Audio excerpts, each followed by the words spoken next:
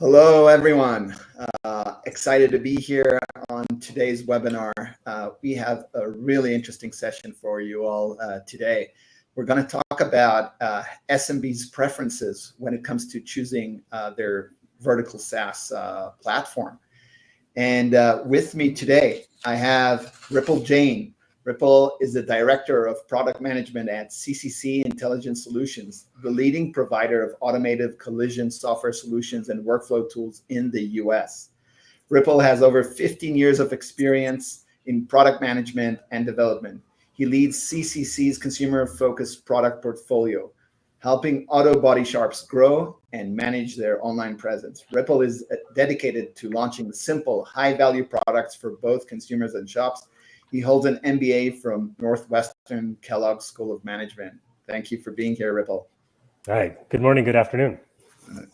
We also have with us Mike Boland, and I know Mike Boland now for many years, I think well over a decade. Mike Boland is a senior analyst at Localody. Mike was one of Silicon Valley's first tech reporters of the internet age as a staff reporter for Forbes magazine starting in 2000. His comments have appeared in the New York Times, the Wall Street Journal, and the New Yorker. And lastly, our own Santi Clark is the Director of Content and Communications at Duda, the website builder for web professionals. Santi has over 12 years of experience leading digital marketing and content teams around the world, from SaaS startups to global enterprises. We're going to start with a session in a second. We'll take 1 minute to tell you a little bit more about Duda. Does your SaaS company offer websites? It's time to level up your customers' web presence. Meet Clinic Booking, a clinic management software for doctors. Clinic Booking partnered with Duda to offer websites to their customers. Customers can choose a website designed by the Clinic Booking team or create the site on their own. The integration is seamless and completely under Clinic Booking branding. The customer can easily make changes to the site based on the permissions granted. Every website has Clinic Booking solution embedded and ready to go out of the box. And the customer's business info is already synced with structured data from the Clinic Booking platform. That's it. The site is ready to go live. A beautiful, high-performing, and fully synced website is live. And Clinic Booking are increasing customers' ARPU and product stickiness. Ready to see how Duda fits into your offering? Schedule a one-on-one today.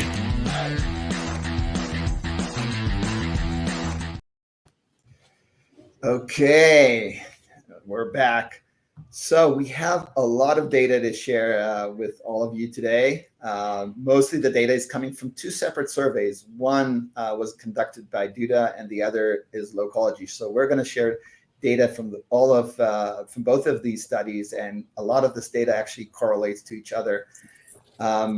Mike, I want to start with one of your data slides and provide a little bit of a more macro view on the market.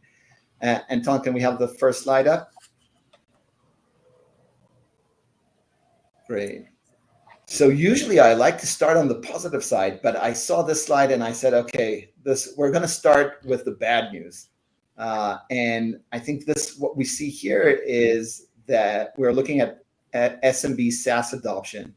And it looks like it has peaked over a couple of years, but I think what we're seeing here is since 2020, kind of when COVID hit, a little bit after that, it's starting to flatten out. So what are we seeing here, Mike, and is there a reason for us to be concerned? Yeah, so this is often where we start the discussion, right? So at a high level, what does SMB SaaS penetration look like? And the headline here is, as you alluded to, Itai, it grew 30 percentage points in 2 years, and then it only grew 5 percentage points in the subsequent 3 years. So the question is, what's going on here? And one reason is what you already noted, Itai, the COVID software boom that we always know and talk about. It was very real, but it was also the COVID hangover that we also talk about, and the slow growth that sort of followed that. Now, beyond that, there are just some sort of mathematical principles at play here. So as any market approaches a natural ceiling, i.e. 100% saturation, it starts to mature and decelerate. So that's sort of the bad news, as you noted, Itai, that we're at 90% penetration today. So the headroom for growth is around 10%. Now, on the bright side, that 10% is a much larger slice of pie than it used to be. Awesome. So there must be some positive news in here. And I think this slide shows that. So maybe take us into what we're seeing here. And I believe this is coming from the US Census, right? Yeah, absolutely. And this gets to that sort of larger slice of pie that I just mentioned. Or I should say that the overall pie is larger in the form of the sheer number of SMBs out there. So the addressable market itself is growing. And one key signal we track is shown here. So what we're looking at is, US Census Bureau data showing new business applications. So this is US only, but directionally relevant to global trending. And as you can see, it inflected around mid to late 2020, and then it dipped down a bit, and then it went back up, and it has since sustained at those elevated levels. So we haven't gone back down to pre-pandemic levels. And the result is a much larger addressable market of SMBs, and again, a bigger pie than we've traditionally seen. Absolutely. So this is definitely good news. And I think it's surprising when I saw it for the first time that, SMB formation is almost at the same level as, maybe slightly lower than peak COVID times. So definitely a lot of businesses are being created. So what can you tell us about the spend level of these businesses? Yeah. So this is the second piece of good news. So in addition to the number of SMBs, which we just looked at, the other factor that will drive SaaS growth is the spending per SMB. So we're talking about ARPU. So diving into the data you see here, among those who haven't adopted SaaS, 35% are interested in doing so. And that's great news. But more to the point here, among the already initiated, 60%, which is a sizable figure, report to us that they intend to grow their SaaS spend over the next year. So to sort of synthesize the last three slides, the share of SMBs adopting SaaS is reaching a saturated state, again, 90%, which raises the question, where will growth come from? And the answer to that question is one, absolute number of SMBs, and two, what we see here, the spend per SMB. And both of those are showing sort of strong demand signals. That's great. So we talked about the macro. Let's kind of double click and dive into what spend categories are we seeing with SMBs, and what is this slide telling us? Yeah, you're right. So drilling down beyond those like high level findings, going down one level into the opportunities within different SaaS categories and functional areas. And it's more good news here in that there's sort of robust demand across the board, everything from finance and operations to CRM and advertising and marketing. Right. And should, in terms of like when we see here that, finance is at finance and operation at 73% and payroll at 61%, do you think it's kind of saturated and we should see kind of more demand growing in these other categories like marketing, customer relationship management, or no, there's room to grow across all categories? Yeah, that's a good point. I mean, often we look at charts like this and immediately think that the larger numbers or the larger bars are where it indicates, strength and opportunity. But I think it's actually the opposite here, where the greater opportunity is further down the chart, because I think that there's greater headroom for growth. So let's take advertising and marketing, for example.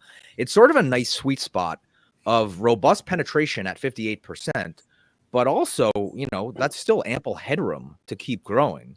And really all of those new SMBs flooding into the market that we just looked at in the US Census Bureau data are going to need presence and promotion. So again, there's sort of two tracks here. One is the share of SMBs that are adopting, and there's a lot of headroom there, but also the overall pie and the absolute number of SMBs is growing. So I think if you look at those things in totality, it's a massive opportunity across the board, all these categories, but probably more so for the ones further down that aren't as penetrated or saturated yet. Yeah, makes a lot of sense. And to one more slide from Localody, I think this is shifting gears to, where are SMBs going to get their SaaS software from? Do they prefer to get it from a single vendor, or are they buying across multiple vendors? Yeah, this is sort of a perennial topic in the world of SMB SaaS. And when we look at that sort of one-stop shop software vendor opportunity, just to summarize the data here, 58% of SMBs say they want it, but only 42% have actually taken the steps to consolidate vendors. So the takeaway there really is that delta between aspiration and action represents, we believe, an opportunity to consolidate their business, especially if you're their existing cloud-based software provider, because that's the preferred flavor for single platform vendors, according to the what you see here. 45% of our survey respondents have noted that that's who they want to work with if they're going to work with one provider. Now, of course, that's easier said than done to sort of consolidate their business, as I think we'll get into, but it can really result in an outsized payoff in terms of key metrics like ARPU and revenue retention. So I think that's really the name of the game. And really, again, the opportunity here is that gap between their aspiration to consolidate and there are still many that haven't done it. Awesome. Ripple, I want to transition to you and ask, how does CCC see it? Does CCC aspire to be that single vendor, that one-stop shop that Mike just referred to? And how's kind of the platform evolved over time from when it launched until where it is today? Yeah, absolutely. So in terms of, we're in the auto body repair industry in the US. So we provide all the software that auto body shops run their business on day in and day out. So it's very much fits into that finance or operations part. I think the previous slide that we saw, and that's really how CCC started in terms of providing that solution. It was like kind of a point solution where shops could use it to create estimates if someone brings their vehicle and they have damage, and they can do that. So that's how we started. And then we, slowly expanded into finding more and more solutions. And then the response we got from the shop was, yes, they were looking to consolidate a lot of that functionality in terms of getting it under one business provider. And as we focus on expanding our presence at these shops, it's moving more and more into the into the payroll and also the customer relationship management aspects of it, where we're engaged with Duda now to help provide websites and additional customer CRM type management with the customer. So that's very much been what we've seen in that industry. Awesome. Shifting a bit to Duda's data, and I'll probably refer here to Santi. I think we're looking at some of that data as well. And what are we learning in terms of what are the factors that are going to lead a small business to choose to consolidate with a single vendor? Yeah, absolutely. So we looked at two sides of the coin here with our own survey data. So one of the things that we really wanted to understand here was, what makes someone more likely to consolidate with their current software provider? What causes them to stick with you more, to buy more services from you? And so what we really found here is that the biggest factors that are driving this here are integration capabilities with other tools and software. That is by far the top factor here, as well as cost and ease of use. So those are the things that are primarily driving people to, again, stick with or consolidate with a primary software provider. But on the other hand, we also wanted to understand, okay, what makes them churn? So if we can go to that next slide here. So we asked this other question, which is, what are the top factors that would influence you to reconsider your current software? And interestingly, we see, again, integration is a really important factor, but we also actually, top of that list is the performance and reliability issues and customer support issues, or really things that are going to drive people away from their current software vendor. And then, as you can see here, price was a big factor in acquisition, but in terms of churn, it actually is a little bit lower on the list than you might expect. So yeah, and here it's very interesting just to see, again, integration being a key theme. Great. So, we also looked at this is some of a combination here between Duda's data and Localody data, also agreeing that, when we look at the SMB's preferences between not just going with a single vendor. Would they prefer to buy software from a vendor that is specialized and dedicated to their industry or vertical, or do they buy from horizontal? And I think the data here again shows and very correlates to each other that they would prefer to buy software from a vertical software company that is focused on their industry. Our data says 59.3% say that. Localody data agrees with that, more or less 52%. So very, very similar. Santi or Mike, any thought about buying software from vertical specific vendors? I'll say quickly, there are a few factors we traditionally look at that drives this, and I think that there are just sort of natural inherent benefits of specialization, vertical specialization, and there's a certain sort of draw towards that.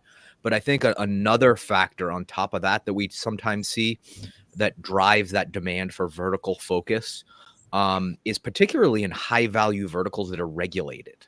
So if you look at, healthcare or fintech, and I say that because those tend to have really specialized software needs and thus vendors that bake in all of the necessary compliance and other things that sort of reduce SMB headaches. And I think it goes beyond just, compliance and regulation. I think, one of the challenges of the SMB sector is, we often look at how opportunistic it is and how large it is, right? But the challenge is it's so fragmented. And it's really not one sector. It's just thousands of little sectors. And having the sort of specialized sort of competency really is more pronounced than other sort of segments of the economy, I believe. You look at Ripple, for example, in automotive, it's less sort of regulation driven, but absolutely the types of things that, he's doing for his users, I imagine are very sort of specialized and takes really just a deep knowledge of the given vertical. So I think that, that those are some of the dynamics we see that the reason why that's really preferred among SMBs. Yeah. Ripple, any thoughts on that? When you guys go into a body shop, what is the current situation? Are they using software or not? And if are they looking at horizontal competitors, or is there a strong preference toward a vertical industry specific leader like you guys? Yeah. So as Mike said, very much the providers are very specific to that industry just because of the unique nature and functionality.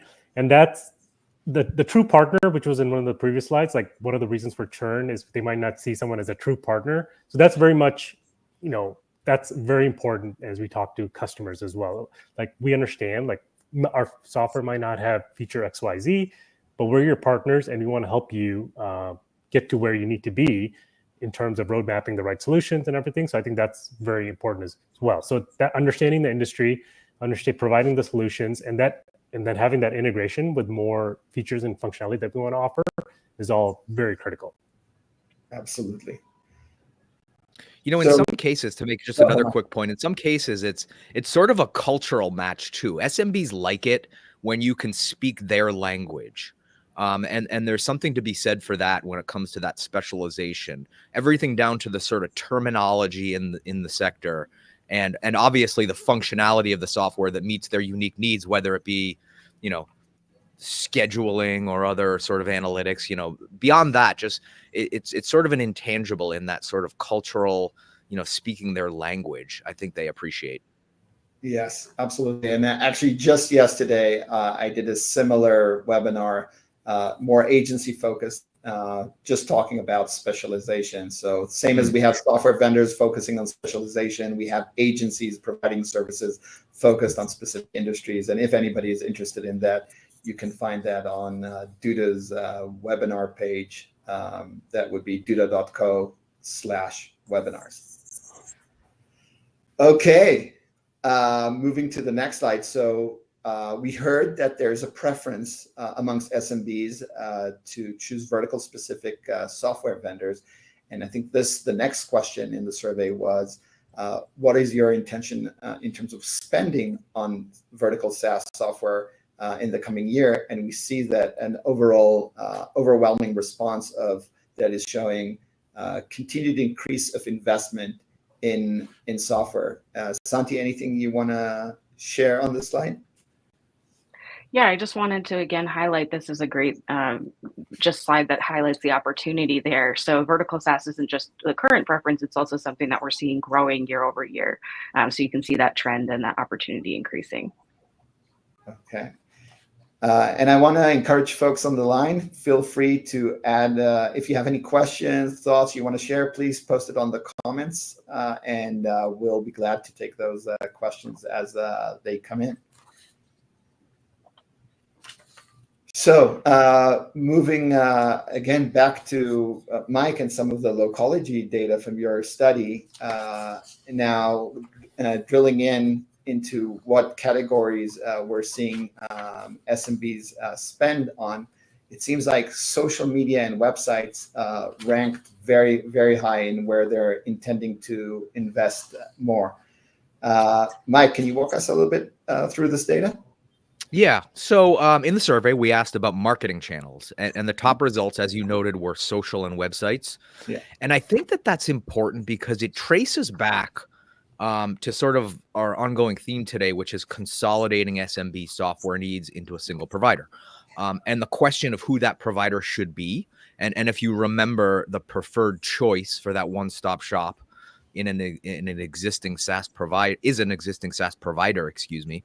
So really boiling all that down, there may be an opportunity for SaaS players to add high-value marketing channels to that one-stop shop bundle.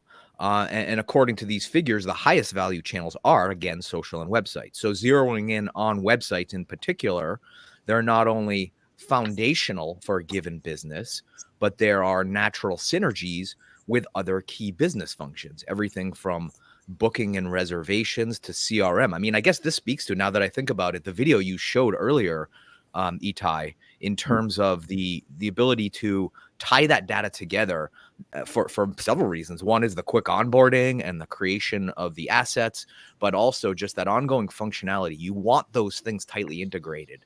So that pairing of cloud services, various flavors of cloud services, and websites, they're just natural together. So I think if there's a bundling opportunity to be had, that's a place where it's natural. And another demand signal that reveals this sort of bundling opportunity is that 48%, as you can see here, of SMBs use outside professionals to manage their websites. So bringing SMBs on board a sort of SaaS bundle that includes websites could be well received if you can also offload some of that website management work from their plates or automate it. And that's also an opportunity for agencies, by the way. And 25% of SMBs, as you can see here, are unsatisfied with their website.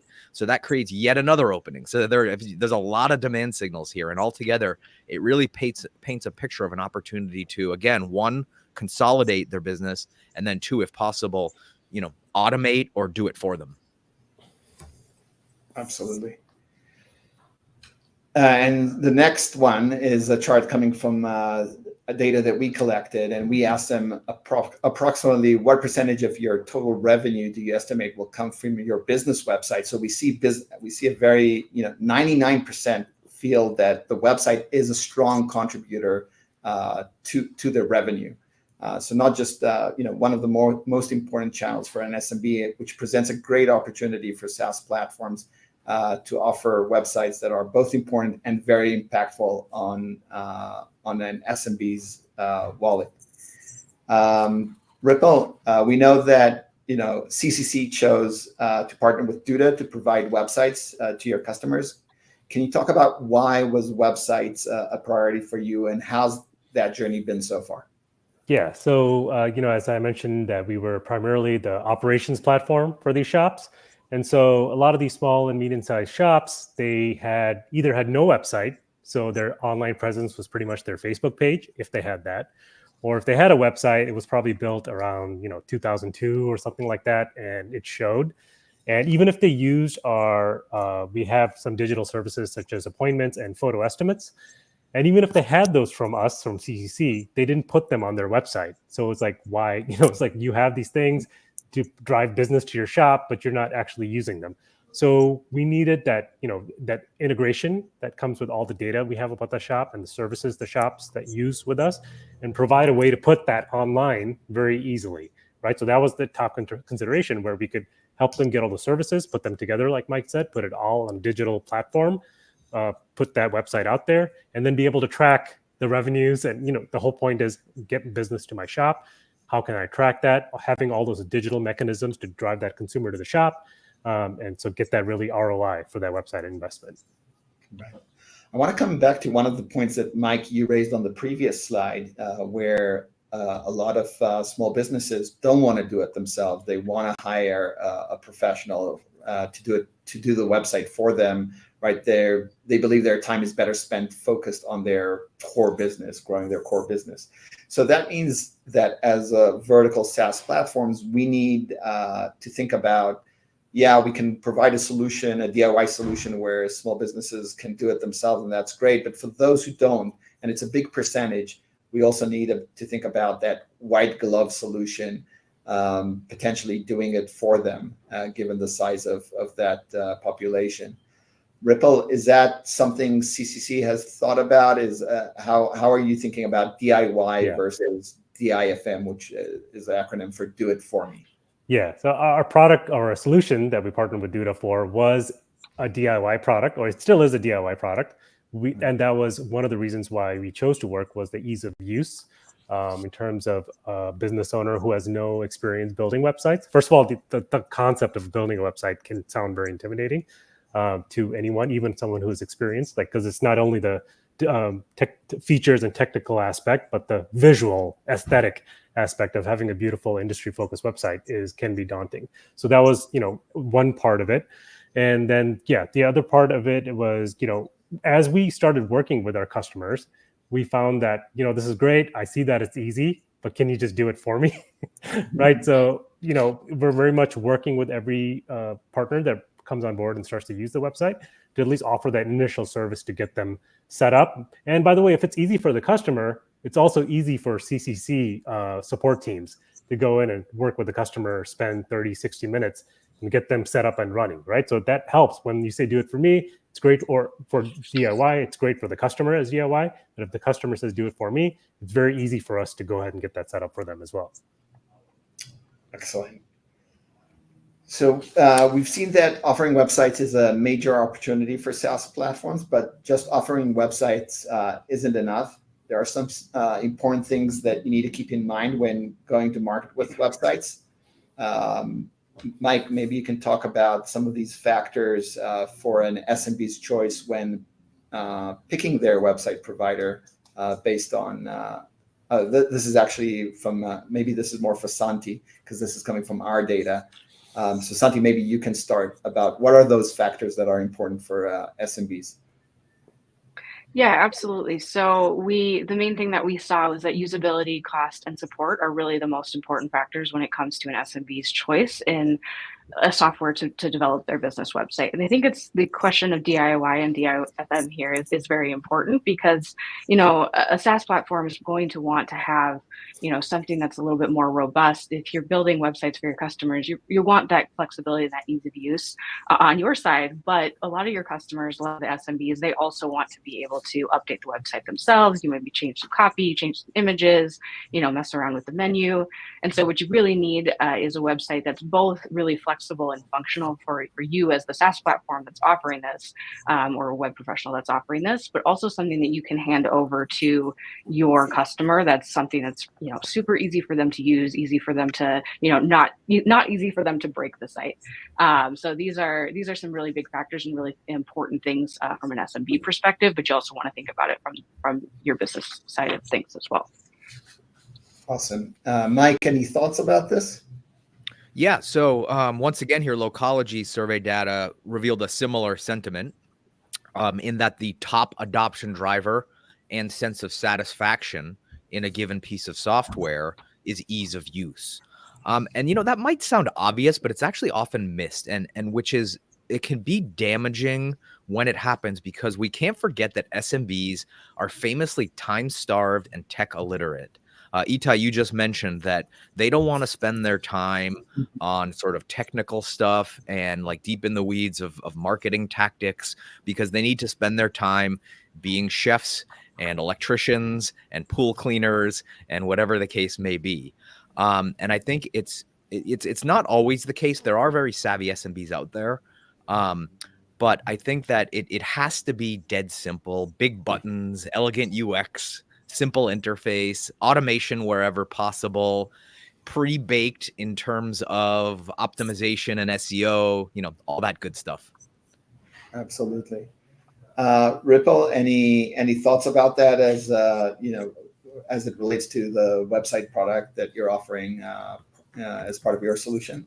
Yeah, I would say yes to everything. Tech, I don't use the word tech illiterate, but it's very much these people are running their business. They're extremely busy, especially since the pandemic.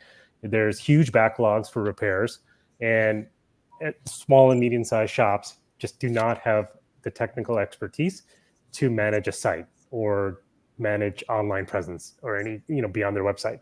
So just like you said, templates, 2 or 3 clicks to get that website published was all key learnings as we were developing this. So yeah, couldn't agree more. Perfect. And there we started to get some questions there on the comments. Keep those questions up, and we'll address all these questions. So as this is another data point interesting from Localody, which makes a lot of sense. SMBs prefer try before you buy in order to really play around with the software before they make a purchasing decision. Mike, anything to share more on as it relates to this? Yeah, it's just classic product-led growth. There are sort of lots of proven virtues to freemium strategies, but beyond those inherently, there's the fact that SMBs have just come to expect it. And they want you to show rather than tell what your software can do for them in a lot of cases. And I think that bears out in these results. And there's an overwhelming sentiment towards the need for free trials. And it's also worth defining free trial here as a quick sidebar. That can be a time restricted trial for like all or most features, or it can be a feature restricted trial with a longer, or even unlimited time horizon. And the sort of optimal point on that sliding scale, there's no one right answer. It could come down to, the nature of the product and the vendor's goals. But the bottom line is that, freemium is really becoming table stakes. Absolutely. Shifting to the next slide, and this is one that I definitely very much resonates with me. We asked here, what are the top 3 challenges when trying to maximize the benefits and performance of your business website? And some of the answers that we saw here was training and implementation coming in pretty high, and I think that's true like for many software companies overall. We spend so much time in and budgets and resources on generating demand and long sales cycles with customers, acquisition. It's all very, very big investments in terms of times and headcount that goes into that. But then finally, when we acquire, we don't necessarily put enough time and investment in training the customer in order to ensure that they're maximizing the usage of the platform. So the importance of training and proper onboarding, I think this is what the slides really tells, to make sure that SMBs know how to use your software. Any thoughts on this one? Yeah, I can say from the shop's perspective, I can just say that we ramped up the training and implementation and made that a higher emphasis as we were getting closer to market with this, based on just the feedback we were getting and folks using this, even though, it's very easy to use and get set up. But, we saw that we're going to have to invest in the training to get these people set up to have that positive first experience. Otherwise, they'll buy the product and then they will, take weeks and weeks for them to actually launch the website, right? So we're measuring that pretty closely in terms of how quickly they purchase the product and then how quickly they get that website set up. Absolutely. I'll add a quick point, because once again here, the Localody data sort of validates and aligns with Duda's data. And I think it sort of goes back to a point I made earlier about SMB personas. You know, they're time starved and tech challenged. So I think with that comes the need for good training and onboarding tools. And in our survey, this was actually the top answer among SMBs for the factors that drive their sustained engagement of a piece of software. That's specifically what the question was asking. And the reason I think that's important is because use and engagement correlate tightly with retention. So if they stop using a given piece of software, that's a big churn risk. And I think one way to sort of prevent going down that road is to make sure that they're trained up and confident. And I think that's just a high correlation. Right. I want to take here a question from the audience. We have Alex asking, what free and paid add-ons in Duda are available for verticals like appointment management? Can you provide a quick overview? So just really quickly, as this is refers to Duda, there's a lot of widgets that can be added for free as part of websites in the editor. But I'd also highly recommend to go to our app store, and you can find that in duda.co, I believe, /app store. We have over 50 different apps by third-party vendors. Obviously, we cannot build everything, and we know that there's a lot of different needs from SMBs. Many times it's very vertical, industry specific. And things like Alex is referring to, appointment management, solutions around accessibility, privacy. There's everything to CRM, email automation, connectors, all can be found there. So, and here we have the links, apps.duda.co for anybody interested. So let's shift to the next slide. 88% of SMBs say it's important for their business websites to be integrated with their main software provider. Ripple, refer here to you, and I think you alluded to it earlier. What kind of integration have you done between kind of the CCC platform and the websites? Are there any widgets, any data that you're sharing and surfacing on the website? Yeah, so we have a lot of the data that the shop is about the business. We already had on our platform because they originally used the software to start creating estimates like name, hours, addresses, things of that nature, languages that the shop supports. We already had that. So, it naturally made sense if we're looking to work with the website provider for, as part of our offering, should the shop have to re-enter all of that? Or if they wanted to manage it in one place, we didn't want things to be out of sync, right? Like if you update the hours in the CCC platform, we wanted to automatically update the websites as well. So it's not just a one-time integration of data, but that constant sync where we don't want, if you have data in multiple places, you want it to be synced up. And I will say now, more recently, we've found it's not even just our platform and the website, but if you look at there's so many other places where your business is online as well, like Google, Apple Maps, Yelp. And the importance of having data synced up there is becoming more and more important as well. So it's not just the integration of our data, the shop's data with the website, but now moving forward, as you think about the online presence, having those integrations in place as well. 100%. Any thoughts here from the rest of our panel? I'll say quickly. Go ahead, Mike. I'll just say really quickly that this is yet another demand signal, I believe, for that opportunity that keeps kind of resurfacing here, which is sort of one-stop shop vendor relationships, because the ability to integrate and the ability to sync data is heightened. If you're dealing with a single provider for across the board functionality.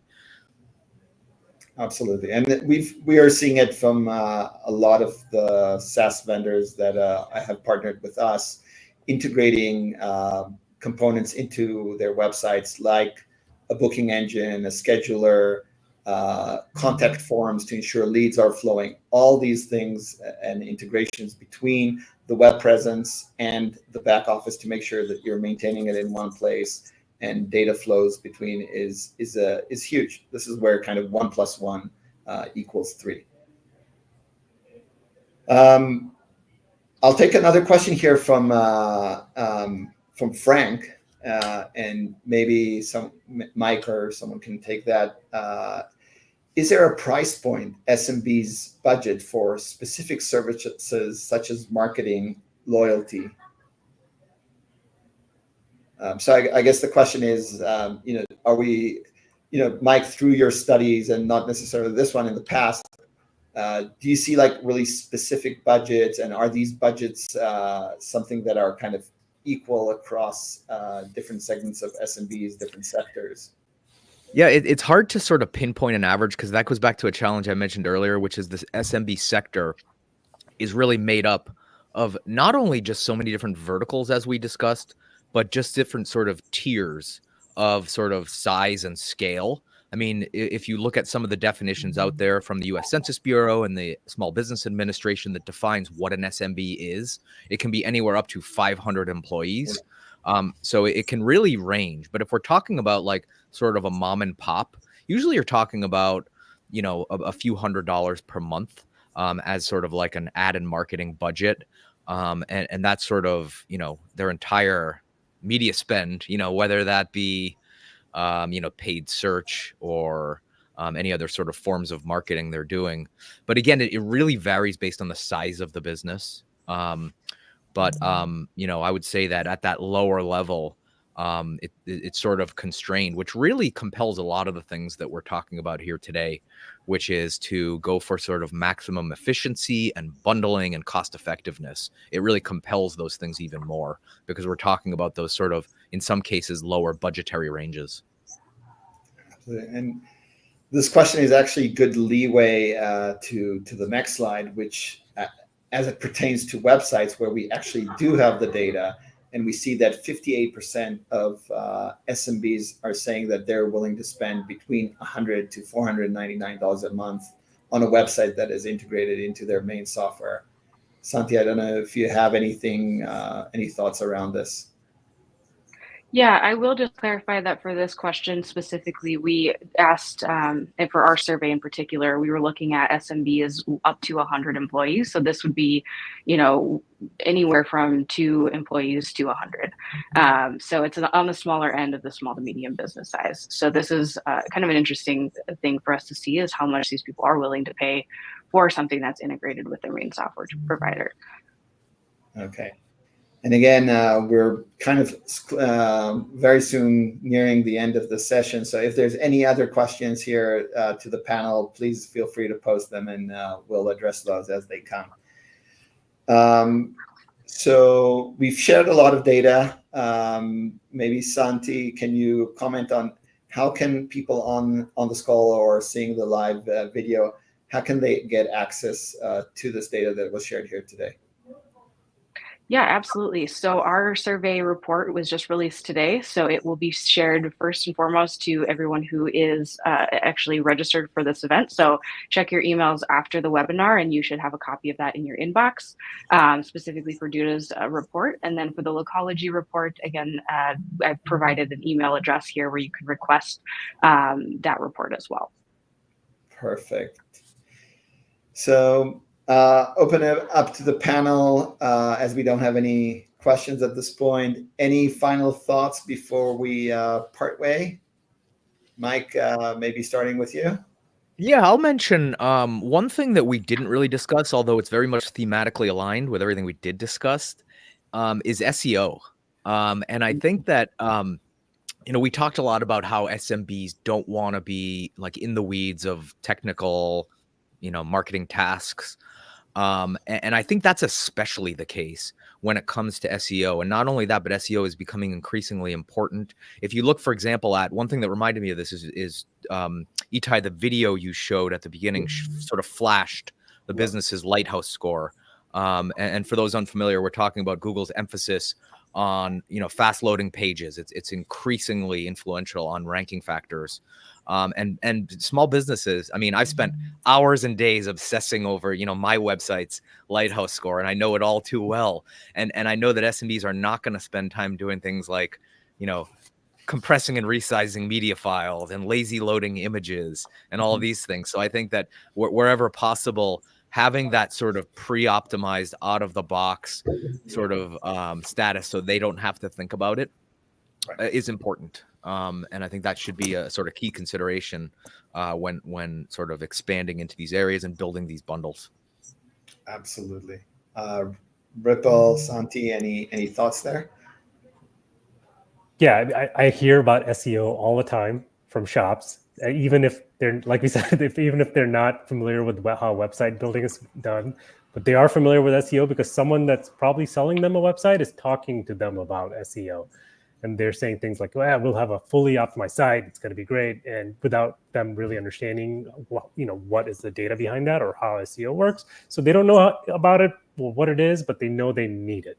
Right. So that's another learning as we talk to shops. So that, that's a question. So we do talk about Lighthouse scores. We have shown those Lighthouse, some shops, how to generate those Lighthouse reports. And that's like, we tell them this is not CCC's report that we're optimized for our own episode. This is an industry standard that we're using. And go ahead, compare the score of your existing site. Go ahead and do this and then compare it to, here's a test site that we have. And, if you set up your site, you can compare that as well. And that's been really powerful in terms of someone wanting to adopt or start using the website service in our platform as well. And just to, one more thing I would add, we've talked about integrations a lot and that price points and everything. And that is really key because when they ask you, it's like, why your platform, of course, we talk about the integration, but then if they might start comparing you to other providers, website providers that are so much cheaper. And they'll say, well, why are you at this price point compared to a Squarespace or whoever, where I can have my website for $15 a month? Why are you at a different price point? So that is also, very talking to shops and kind of understanding the power of the integration, everything that can come from that, and not just data integration, the services integration, and then talking about not just your website, but all the other presence online as well. That's the key, like the whole thing in terms of it all flows from your shop, but then it all goes from there out into the world, right? That's been a very powerful message from our side as well. Absolutely. Great points. SEO is definitely top of mind for us here in Duda. We know that many SMBs, they're not building a website for building a website's sake. The one thing that they really care about is, we want to rank high on Google search. We want to be found, right? That's what we're solving for. And the website is the mechanism to get them there. So ensuring SEO results are high, light speed, core web vitals, all these things that, dealing with that and making sure that our sites are optimized for that in terms of load times and page speed and all that is a lot of what the engineering team in Duda cares about and deals with on a day-to-day. And I'd say another point on that is like there's a lot of opportunity here. We didn't talk a lot about AI, which is the hot topic of the last year. But I think around when it comes to SEO and AI, and I think that's what a little bit of that video in the beginning showed. There's a lot of grunt work that goes into making sure a website is SEO optimized, right? You have to go in and do those image tags and meta descriptions. And one of the things that we've been really invested here in Duda is, making sure that whoever's building the site is doing it much quicker, much more productive by leveraging AI and taking away a lot of that grunt work and optimizing and doing it for them. So like the video showed, you can do today with one click, you can just automate those alt images for all the images on your website. So if you have 500 images, instead of going one by one, leveraging AI, and I think this is kind of where some of these opportunities with AI is to think of, how can I make make people more productive and more efficient in the website building process or anything else that they're doing. Mike, any thoughts about that? We didn't talk a lot about AI, but maybe there's an opportunity to touch that here on this. Yeah, I think so. And obviously this is a can of worms. We could spend an entire webinar talking about it. But yeah, I will say briefly that there's a lot of discussion about AI. Obviously, everyone's sort of throwing it against the wall to see how it worked for them. Where we find AI has had the most successful implementations, particularly when it comes to SMB SaaS, is whenever you can sort of alleviate some of those, pain points. And we discussed a lot of them today. If you can speak to real pain points, if you can save them time, Itai, you mentioned a few of them. sort of rote SEO tasks, such as, automating page meta descriptions. That's a great one.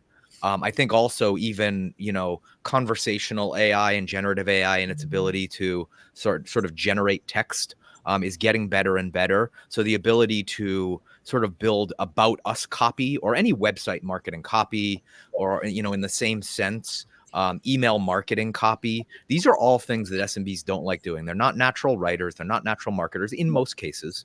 So the ability to do that, and, AI isn't good enough probably where it's going to just end to end create a campaign or an about us page or an email marketing asset.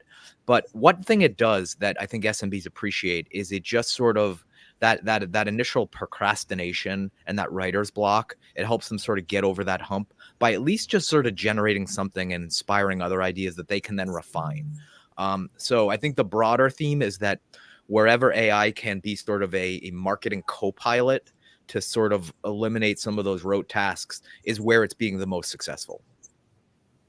100% agree. Santi, any parting thoughts from your side? Yeah, I just wanted to say I think that the data we presented and just in the process of capturing this data and being able to share it with all of you, I think it's just overall really great news for SaaS companies that, we saw that the more problems that you solve for your customers, the more products that you can, offer to them, that the stickier your customers will be. And we also saw that websites are really low-hanging fruit to be able to, offer something new that can be very easy and a very great opportunity for SaaS platforms to go after that SMB that's trying to consolidate with their current provider. So yeah, it's very exciting. Great. Cool. So I think we're right there at the end. I want to thank all our speakers here, Mike, Santi, Ripple. Fascinating data that was shared. And again, Mike, thanks to Localody for letting us share some of this data. Yeah, great guys to have you all here, and hope we can do more of these conversations in the future. Bye, everybody. Thank you. Okay. Thank you.